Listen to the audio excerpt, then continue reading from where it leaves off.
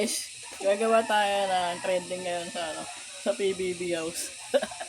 Yan yung mga ginagawa ng mga housemates ni Kuya.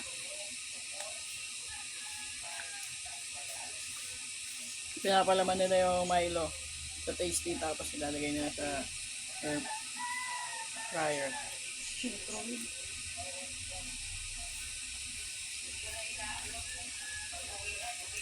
Sarap. Uy, ho. Sarap.